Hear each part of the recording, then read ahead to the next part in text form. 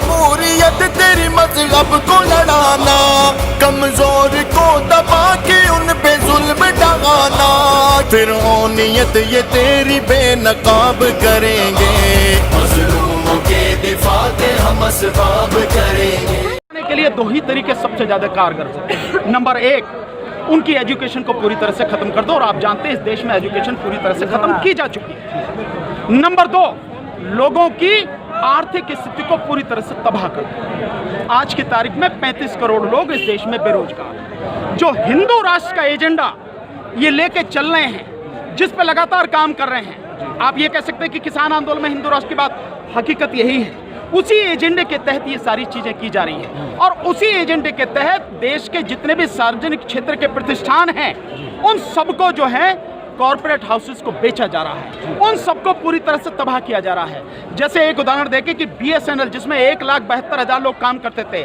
उस BSNL को पूरी तरह से तबाह कर दिया गया। उसके साथ में MTNL को तबाह कर दिया गया। क्यों कर दिया गया? क्योंकि रिलायंस का जो जियो है, उस जियो को पूरी तरह से एक छत्र राज उसका कायम करने के लिए, अब बाकी तमाम जो वो हैं वो खत्म हो जाएं, उसके लिए इन सबको उसके पास भेजा जा रहा है। ये जो चीजें हैं, ये आपकी आवाज़ लोकतंत्र में आपका मौलिक अधिकार है, और नीति आयोग के अध्यक्ष यही कहते हैं कि लोकतंत्र हमारे यहाँ कुछ ज़्यादा ही है। आप किस तरीके से देखते हैं, क्या लोकतंत्र में काट छाट करने की, संविधान में काट छाट करने की भी कोशिश? संविधान में काट छाट तो ये कर ही रहे हैं। संविधान में काट छाट करने की जरूरत नहीं है, संविधान को पूरी ईमानदारी के साथ लागू करने की जरूरत है। आपको मैं एक थोड़ा सा वो तो बताता हूँ। जिस समय संविधान बन गया था, तो बाबा साहब डॉक्टर भीमराव अंबेडकर जी ने भाषण दिया था, उसमें कहा था संविधान बन गया है जैसा भी है, लेकिन संविधान, कोई भी संविधान चाहे कितना ही भी बुरा हो, अगर उसे लागू करने वाले लोग अच्छे होंगे तो संविधान अच्छा काम करेगा, और संविधान कितना ही भी बढ़िया हो, अगर उसे लागू करने वाले लोग गलत होंगे तो संविधान गलत ही काम करेगा, अपने उद्देश्यों को प्राप्त नहीं कर सकेगा। आप किसकी बात करें? UAPA कानून आपने बना दिया, संशोधन कर दिया। आप जिसको चाहें उसके खिलाफ झूठी FIR करते हैं, उसको उठा के जेल में डाल देते हैं। क्या ये लोकतंत्र पर हमला नहीं है? बार बार सुप्रीम कोर्ट ये कहता है कि हर व्यक्ति को अपनी बात कहने का, अपनी जो विचार हैं उनको अभिव्यक्त करने का, अनुच्छेद 19 के तहत जो उसे अधिकार मिले हैं, अनुच्छेद 21 के तहत जो उसे अधिकार मिले हैं, उनका सदुपयोग करने का उसको अधिकार है। लेकिन सरकार NSA के माध्यम से, नेशनल सिक्योरिटी एक्ट, राष्ट्रीय सुरक्षा कानून जिसको आप समझते हैं, उसके तहत, UAPA के तहत कभी कहीं लोगों को गिरफ्तार करती है, झूठे मुकदमे बनाती है, जेल में डाल देती है। आपको ध्यान है भीमा कोरे केस में जितने भी लोग, एक से एक ब्रिलियंट लोग, सारे के सारे विद्वान लोग हैं, वो लोग हैं जो देश के लिए लड़ रहे हैं, देश की जनता को जागरूक करने का काम कर रहे हैं। सुधा भारद्वाज का कसूर क्या है? विदेश में पढ़ के आके एडवोकेट बन के छत्तीसगढ़ के जो आदिवासी हैं उनकी लड़ाई लड़ रही, उनको जेल में बंद किया हुआ है। आप वरवरा राव, उनकी क्या स्थिति है?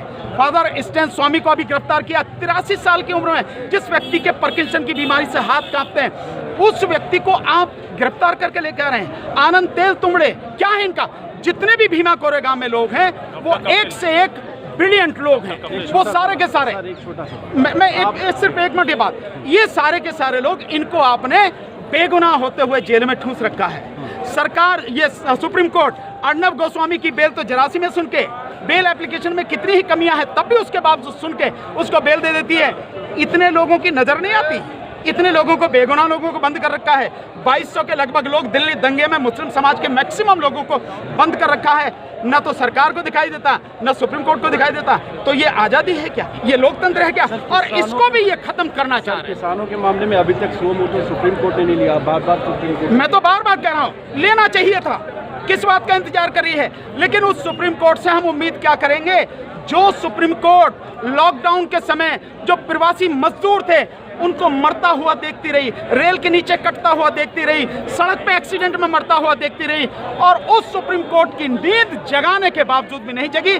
जब 1500 वकीलों ने लिख के दिया सुप्रीम कोर्ट के, तब जाके 62 दिन में सुनवाई करी, और वो भी इसलिए कि उससे पहले 4-5 हाई कोर्ट, जिसमें बॉम्बे हाई कोर्ट है, जिसमें आंध्रा हाई कोर्ट है, कर्नाटका हाई कोर्ट है, गुजरात हाई कोर्ट है, जब इन्होंने प्रवासी मजदूरों के हक में फैसले देने शुरू किए, उसके बाद सुप्रीम कोर्ट की नींद जागी। तो उस सुप्रीम कोर्ट का नहीं दिखता क्या? जब पूरी तरह से तबाह हो जाएगा, जब पूरी तरह से मर जाएंगे, बर्बाद हो जाएगा, तब सुप्रीम कोर्ट की नींद जागेगी क्या?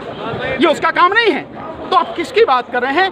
सबको कुछ जो हो रहा है सबकी आंखों के सामने, लेकिन जितनी भी संस्थाएं हैं, संवैधानिक संस्थाएं, वो या तो गुलाम हैं और या प्रधानमंत्री के और मोदी सरकार के कहने पर काम कर रही हैं। इसलिए हमें लड़ाई लड़नी पड़ती है।